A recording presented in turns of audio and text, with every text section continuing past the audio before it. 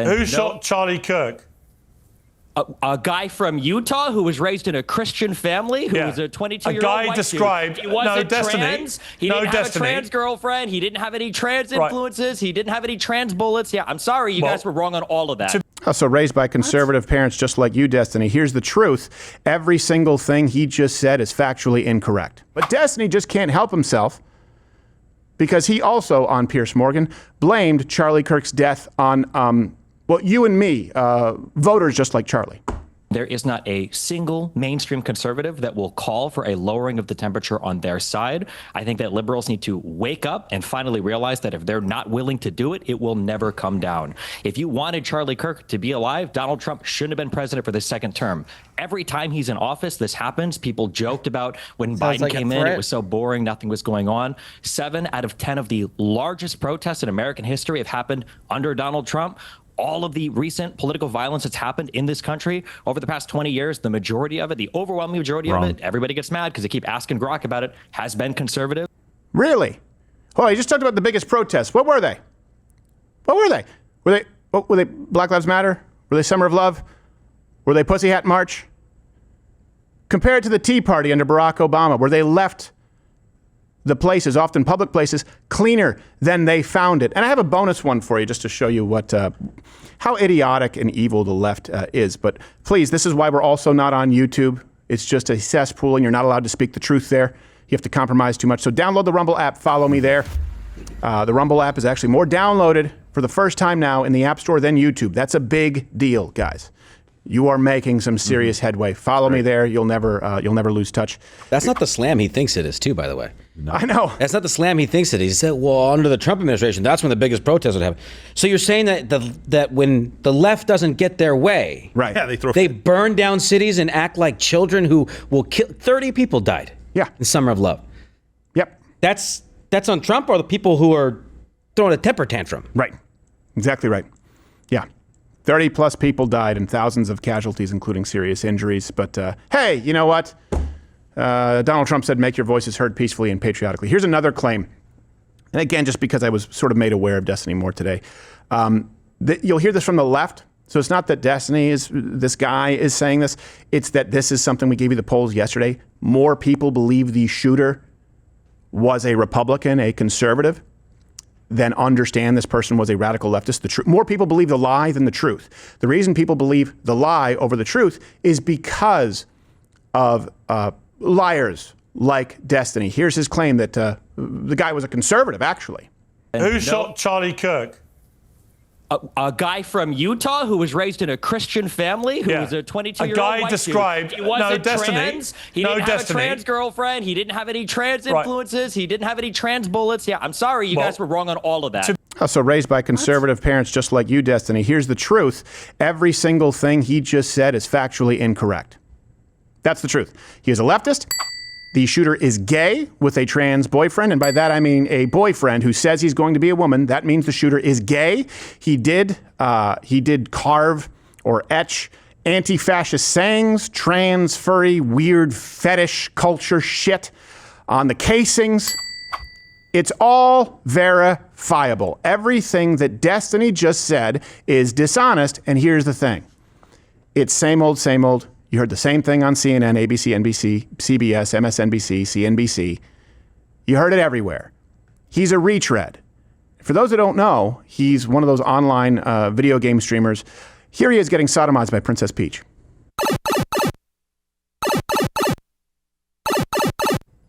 It's disgusting. That's a heterosexual relationship. Yes, it is. It's a heterosexual relationship because he's a cuck. I was unaware she had the requisite equipment for said move. Well, he purchased it for her. Have you ever heard of a strap-on? Is that a cheat code or something? I'm not sure. Yeah, you got to go. It's in Super Mario World. You got to go down the right pipe. Right tunnel. You get yourself a dildo. Yes. And then she goes down the right pipe. So it's very childish. It's very childish. It's very childish and stupid, but you shouldn't expect any better. He's got some problems. I'm sorry. We'll go into it a little bit later, but he went after, forgive me, I forgot how to pronounce the guy's last name who was killed at the Trump rally. Compantore? Comparator? Yeah, comparator. So there, yeah. So Yeah. he went in after him. Shouldn't have been at the rally.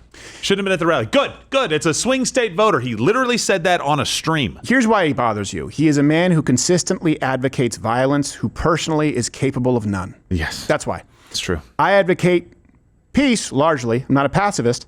And certainly compared to Destiny, every man here is capable of extreme violence in comparison, and we afford people like him grace. That's why. That's not a man. Yeah. That's not a man. No. A man who advocates that others commit acts of violence when he's capable of none is not a man. I don't care. By the way, there are plenty of gay men who are more a man than that. He is not willing to do what he believes needs to be done. So he doesn't believe it. I'd like to see a sponsored octagon fight between Destiny and Gerald. That'd be fun. That would be fun. Done. Climb up that butt. Yeah, by the way, you can't just oil check until he submits. You have to use other submission. Hey, I say no limits. Gerald, you knock yourself out there. Now I'm going to be. Knock him out. How hilarious would it's it a be if, like, Gerald gets in and is like, all right, it's going to be a piece of cake, and Destiny just has, like, a perfect Philly shell shoulder roll right? up Pernell Like, Whitaker, and Gerald, oh, shoot. After knowing Gerald for almost 2 years now, I'm convinced that it wouldn't even faze him. He would figure it out. He just, Like, what's this? probably Huh? back. Is that a good jab? Snap, snap, snap, snap. he's holding him up. Do you guys think this will work? Yeah. I'll weekend at Bernie's him until I'm done. Can I throw him out of the cage? It's a fight. You got to stay in. Look, we're childish. Sometimes We we are, take the low road because it's the road less traveled, except for us. But that doesn't change the fact that there have been a lot of lies about someone who a lot of people would obviously see as personally is an example, a man who lived a righteous life by all measures and all evidence that we have available to us. And I want you to know that you don't have to be as good as Charlie Kirk. You don't have to be perfect. This side needs all different kinds of people. But he was. He was. And that's why he's become a symbol, because they took his life anyway. And now they're trying to take his name in lying about his positions. This is important to us, near and dear to our hearts, because if something were to happen to me, I would hope that someone could correct the record when I'm no longer here to correct it. It's time for the biggest lies that are now being pushed about Charlie Kirk. It's a claim truth.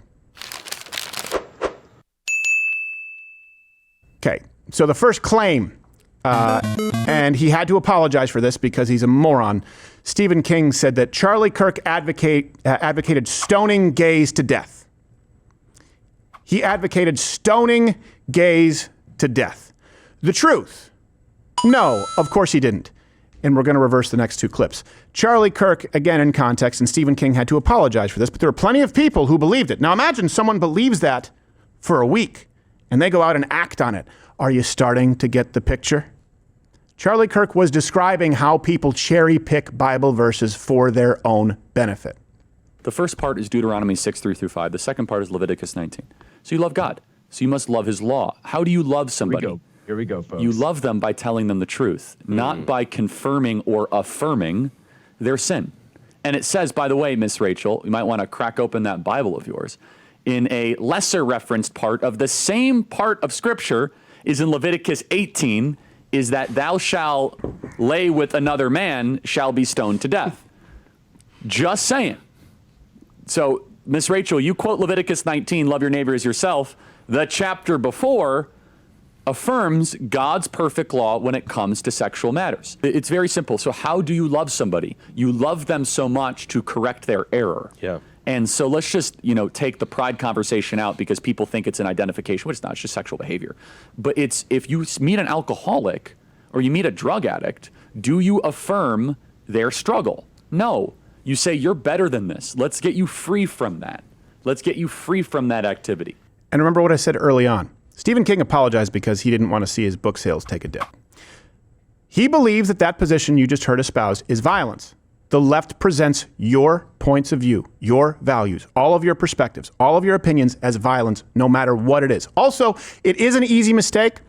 I have to take some ownership here for Stephen King to make, because I'm actually the one who advocated not stoning to death, not stoning, but at least nerfing Stephen King into like a slight coma.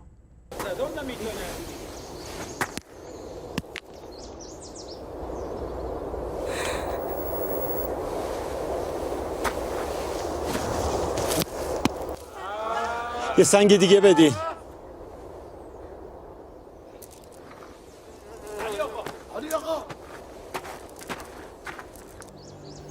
خانوادت رو رسوا کرده.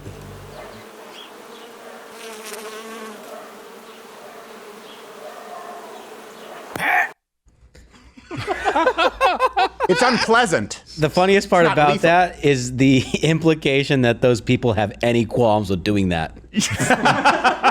Well, they would. That they're like, I don't know, should I be the first one to roll the stone? No. No. They're pushing each other out of the way. They bring piles in. Oh, well, they would have qualms They with love being to do Nerf. it. Oh, Also, it would be the Nerf. first time that they've seen a Nerf. It's true. Yeah, what is this? You mean you can stone for longer? For longer? This is great. Oh. Stoning is so fun. It's great practice stoning. It's dry stoning, we call it. Yes, my arm is sore. For those of you who want to fact check, that's a joke. We list all the references. We list all the references for every factual claim, including in this very segment. Link in the description. Every single day. We're the first show to do it. We're still the only show to do it. And I recommend you go check them out and call us on our crap. Here's the next claim that the left has made. They, and a lot of people made this claim that Charlie said black people are too dumb to fly planes. And I saw, it was hard for us to put, because there's so many tweets and there's so many people saying this. It's not even close. It's not even close. Here's the truth. Charlie Kirk argued that DEI made people wary when they shouldn't be. And he, by the way, specifically in many of these clips was referencing individuals. But here's the first clip. Anytime we reach racial quotas, we relax the standards. Standards for air traffic control, professors, or college admissions. Therefore, when it comes to pilots or surgeons, if I see somebody who is black, as I said on the show, I'm going to hope that that person is qualified. That's what I said, which of course is legitimate, because they're begging the question, we're not hiring based on merit anymore. We're hiring based on race. So when you see a black pilot, you wonder, boy, is that person there because they earned it or because they were placed there? That's what DEI does. It makes you ask questions you otherwise would not ask. Yes, and for self-respecting minorities, it makes them ask those questions. Yeah. There was a Change My Mind, I want to say 2019, where there was a girl at UT who said, well, I don't think I would have gotten in without affirmative action. I asked about her SATs. I said, you're more than qualified. You don't believe that you deserve to be here? And you could see on her face the hollowed out feeling that she could never know. But the left will present that as violence. Of course, they'll lie about it as well. Here's the next claim that they make about Charlie Kirk. I think we have a collage here. They claim that Charlie said black women don't have brain processing power. That's how they presented it. Well, here's the truth. He was specifically referencing black women that only had jobs because, according to themselves, they were given this job exclusively because they were a black woman. If we would have said that Joy Reid and Michelle Obama and Sheila Jackson Lee and Ketanji Brown Jackson were affirmative action picks, we would have been called the racist. But now they're coming out and they're saying it for us. They're coming out and they're saying, I'm only here because of affirmative action. Yeah, we know. You do not have the brain processing power to otherwise be taken really seriously. You had to go steal a white person's slot to go be taken somewhat seriously. Again, addressing specific individuals, black women like Sheila Jackson Lee, Joy Reid, who publicly credited DEI for their opportunity. Here. I actually am very much in favor of DEI.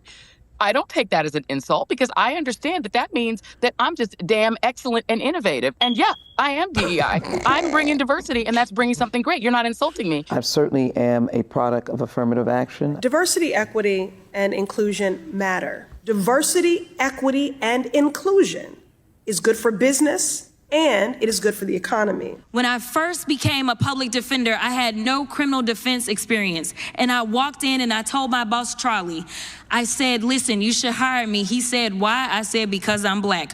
So we will rightfully believe that you were hired because you're black. Yeah. Do you have like a resume or? Yeah. Also less tactful about it. This DEI pilot. I'm drunk now.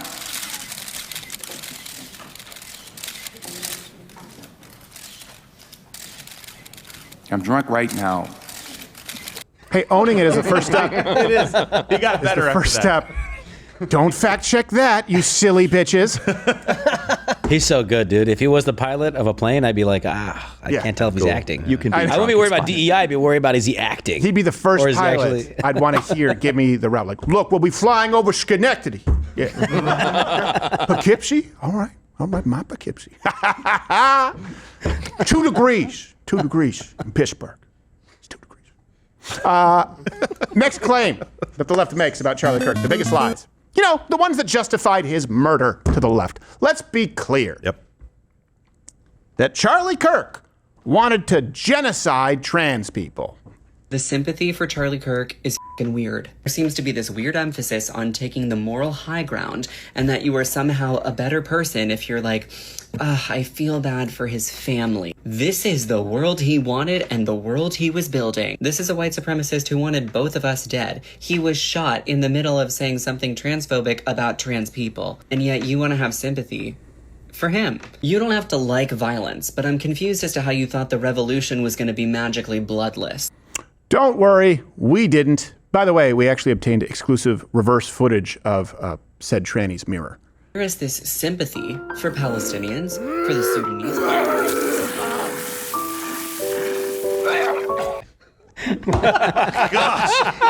Mirror, mirror on the wall, who is the weirdest of them all? Freak!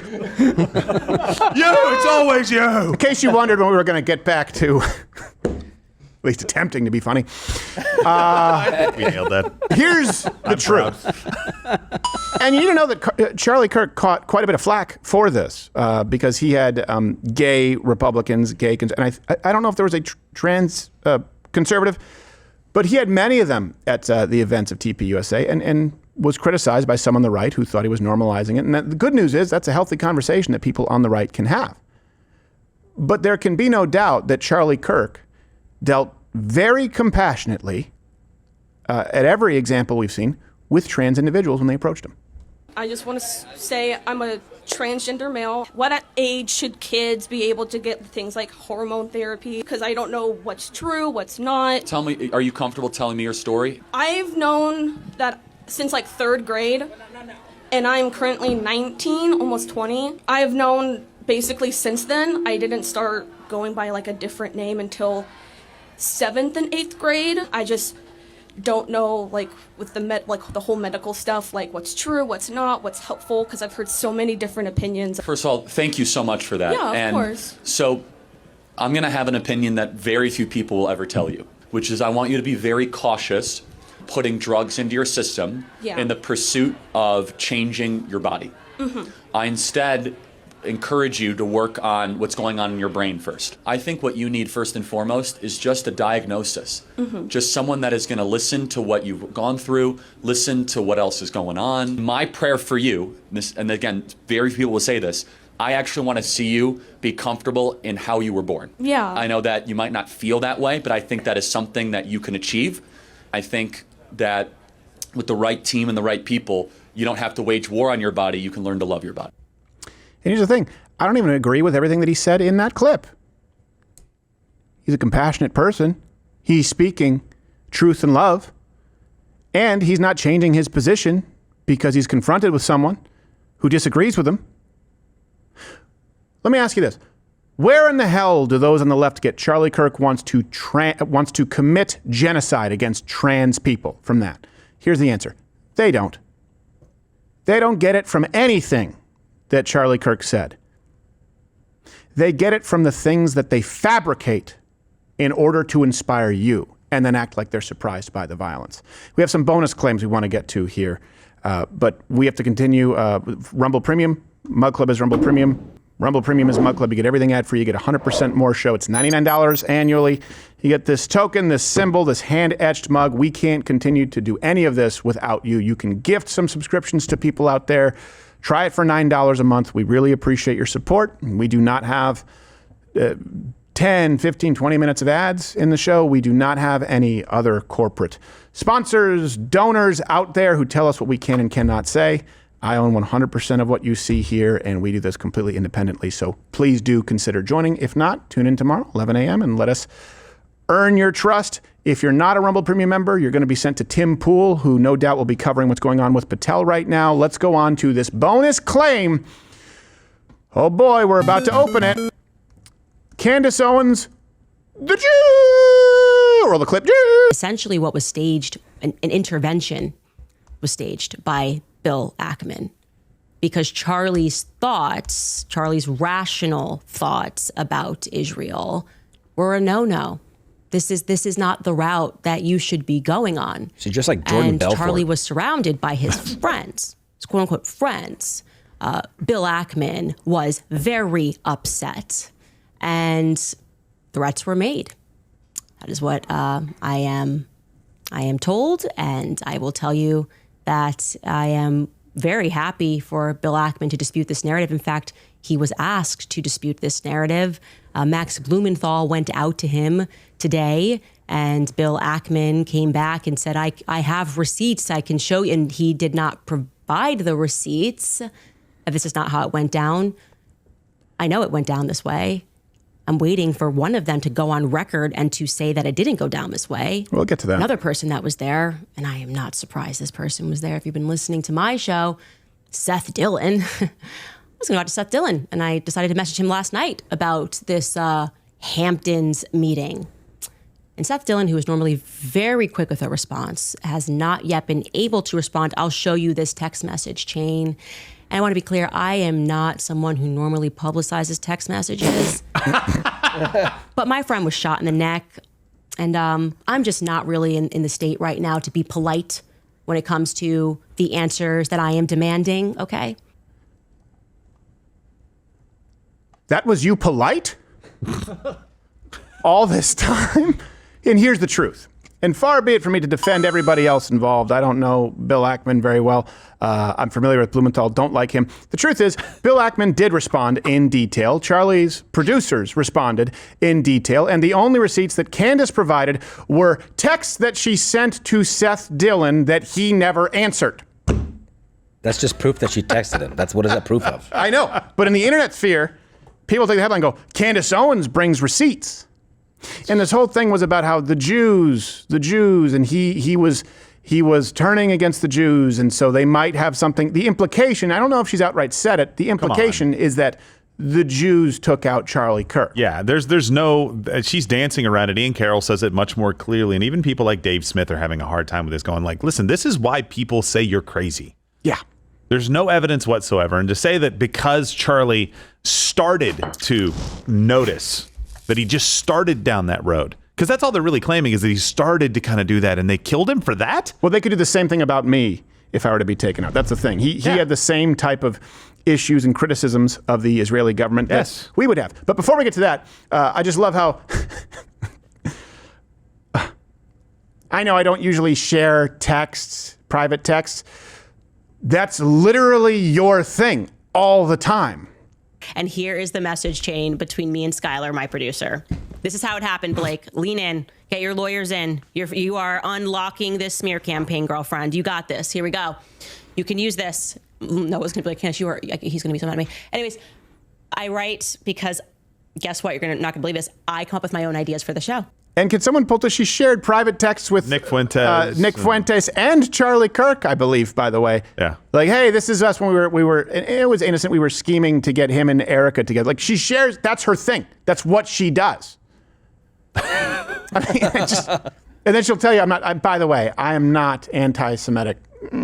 By the way, I am not, and I'm not just using it as a broad label. Like, it is, you do have to ask yourself, okay, is this an irrational position to hold in blaming the Jews? The idea that the Jews backlogged a Discord channel, social media accounts with a 22-year-old, somehow got him to become gay and sleep with a trans furry boyfriend, engrave the casings with the anti-fascist trans saying, whatever the trans furry bulge shit is, and equip him with an antique 30-06 Mauser with a poorly mounted scope that's a bolt action. Yes, I would argue it's irrational. That doesn't mean that criticisms of Israel are all irrational. But if it's always the Jews, if it's always the Jews, yes, it's irrational. Now, another truth on the flip side, I believe there is truth to this because we have dealt with this. I've told you, I've been invited on trips to Israel. I've not gone. If ever I go, it will be on a private trip. It will not be for a photo op. And Charlie Kirk did discuss this with Megyn Kelly, said, hey, look, the problem is for someone who's done as much as I have, Charlie's saying this, I'll still get labeled an anti-Semite if I criticize them at all. That is true. Doesn't mean the Jews took him out, but here you go. The behavior by a lot, both privately and publicly, are pushing people like you and me away. Not like we're going to be pro-Hamas, not like we're going to, but we're like, honestly, the way you are treating me is so repulsive. I have text messages, Megyn, calling me an anti-Semite. We have funded, we have supported, and they're up against a sea of Islamic totalitarianism, and we should be cheering for them, right? Because they're up against barbarians and monsters, and we want them to win. However, here is Megyn Kelly and Charlie Kirk combined probably 30 million social media followers, like pretty, right? And you and I have been holding this down, and you probably get the negative, oh, you're just shilling for Israel, whatever. I'm like, okay, I'm going to do what's right regardless of the feedback, right? But then all of a sudden, like I host a person that I moderate the debate of, mind you, right? And I give equal time to Josh Hammer, equal time to a pro-Israel advocate, and my moral character is being put into question. And I can imagine that would be absolutely infuriating for Charlie Kirk. Yeah. But he reiterated many, many, many times that he wanted Israel to win. And if you follow the span of his career, he was one of the strongest advocates for Israel, more so than most of us here. And that's his right. And if you disagree with him, it still doesn't change the fact that he was, and it doesn't change the fact that there are people trying to grift off of his name and death. Look, I want to be very, very clear here. Charlie Kirk and I, we're not close friends. I'm not really close friends with anybody in this movement. We're kind of an island. That's by design. Big part of that is because I don't want anything to do with donors. I know how that goes. I know that's very difficult. I don't want anything to do with people who claim to be nothing but a sponsor, but really it's not a sponsorship that is commensurate with what they're doing for the show, right? It's a little bit of you have to do this, you have to play ball. I want nothing. When I say this, we weren't close friends. I want nothing to do. I know everyone's jockeying for the position at TPUSA. I would never even attempt it. I don't want to be involved with any nonprofits. I don't want to be at any other media company. The guy who turned down a $50 million contract over 5 years to pay everything here, including security and salaries, because we want to be independent. I have no dog in this fight other than the truth. And people out there who are saying, I'm going to be the ambassador, who may not align with all of Charlie Kirk's views, maybe TPUSA is fine with it. I think the decision will be with whatever board they have, donors, and Erica Kirk. But people then trying to profit off of his death through misrepresentation, claiming that they were close friends when they were no longer close friends, claiming that they have been approached or should be the next face of, I have no interest in it, because that's what Charlie did. And I will tell you this, Charlie Kirk, look, there is no one out there who is going to be as good as Charlie at fundraising and organization through the nonprofit grassroots network and that sector. He was the best that I have seen. I would be terrible at it, okay? Different paths, nonprofit, TPUSA, outreach, right? It's a mission. It's an entertainment show. It's a business. Both things are needed. The difference is I'm not telling you that I should or could do it. So many people are. And it's dishonest. I think it's pretty gross. Mm. And I think, look, and there also could be a kernel of truth to it. Look, I hate AIPAC for the same reason I hate Act Blue or the SCIU.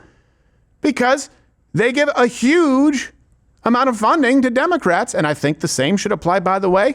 They should have to register some kind of a foreign entity along with, and I get that it's a group of Jewish Americans. I understand the technicality there. But you gave hundreds of thousands of dollars to Hakeem Jeffries. Let's do the same with Qatar. Let's do the same with China. I get it. And I understand that in the nonprofit world, Charlie had to deal with some struggles that we wouldn't have to deal with here. They're different. And he handled those really well. And so, hey, why wouldn't Candace Owens come in and shit all over it? And let me read you actually also the producers. The producers responded saying, Bill never yelled at Charlie, never pressed him on Bibi, never gave him a list of Charlie's offenses against Israel. And I know that many of you will say, well, they have to say that because, for optics. And that's the problem, isn't it? That's the problem with people like Candace Owens and Ian Carroll just throwing stuff out there that has no basis in truth. None whatsoever. The idea, too, that you have people say, hey, look at this. One conspiracy out there with Charlie Kirk's shooting is someone was there in a crime scene removing cameras. Sure, it was probably the camera guy, and it probably had to do with them being very expensive cameras that were running amidst an assassination that would count as evidence, and they'd want us that was remaining in an unsecured location. People saying, look at his guard giving a signal.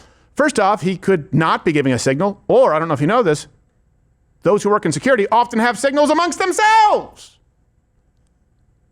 So people throw out mistruth and mistruth and mistruth and then go, by the way, I'm the only answer. I'm going to tell you, I am not the only answer. I'm not even the best answer. I'm one of many. And I ask that you check the references. What bothers me is people going out and misrepresenting it, seeking to profit off of it. Because as much as we're all mourning, you need to know that behind the scenes, there's a Game of Thrones thing going on. And that doesn't mean that nobody is qualified or should take that spot and could do a good job. I'm sure there are some possible candidates. Just as surely there are plenty of people who have no business even getting close to the kind of role that Charlie Kirk had. And so they just throw some chum in the water. Just some lies. Here you go. Very effective. The left would love it. My problem with Candace, too, is that every time something like this happens, we always go back to the same place.